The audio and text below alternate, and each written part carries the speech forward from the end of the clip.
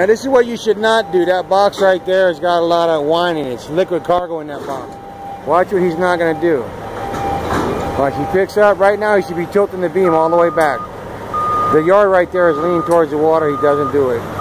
The back of the machine is bouncing up right now. Look at the height in the back of the machine.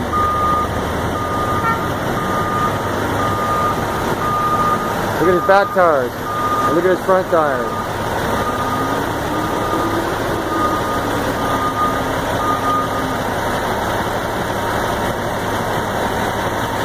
I'll give you an example. When he comes out and grabs the next container, I'm just going to show you. I'm going to show you the back of what his tires looks like. That's a heavy box right there. It's probably like wine or something like that.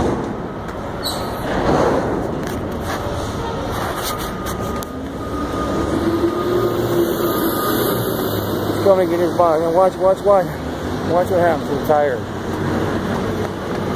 on the machine.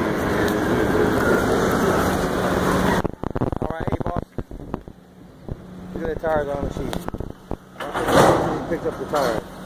Look at the tires. Look at the weight. Look at our front ones go back. Look at the back. Look at the back. Look how it's bouncing. Look how it's bouncing up and down. Look at that. That's not good. You need to put a tilt. You need to put a tilt in that. This is really important. You guys driving top pickers, right?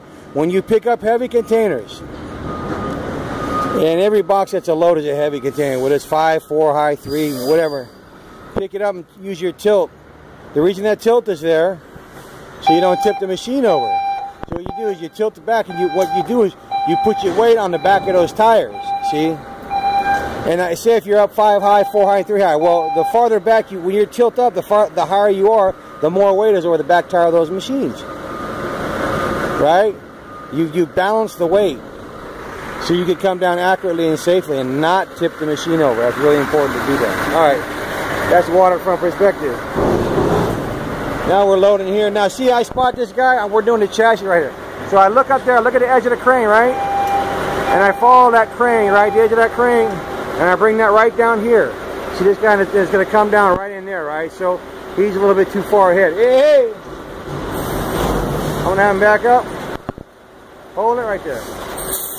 So that box is going to come down right in here. And what you do is, when you're doing these, you like stand like this and you kind of like look through the pile.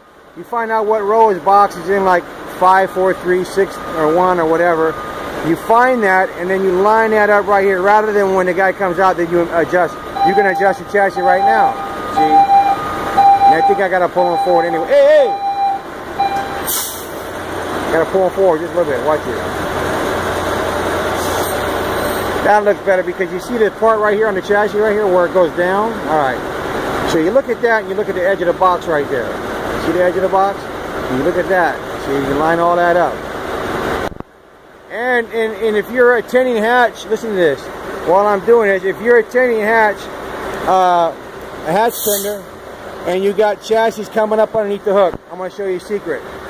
So like, just say where my hand, we pretend my finger is a line on the crane. So as the chassis pulls up, right, now the line, my finger is a line on the crane. You want to put that line on the crane, the chassis right there. See right there in the middle of that slider? Why? Because the front of that box is going to come right down there and slide right onto these pins right here. That's why you want to, so you want to keep that in mind. And if you can also have the guy drop it down low enough where for the legs, the landing gear to hit the ground, if it's even like that, right? That way the chassis will take the impact and not the operator's back. So that's a safety thing happening over there.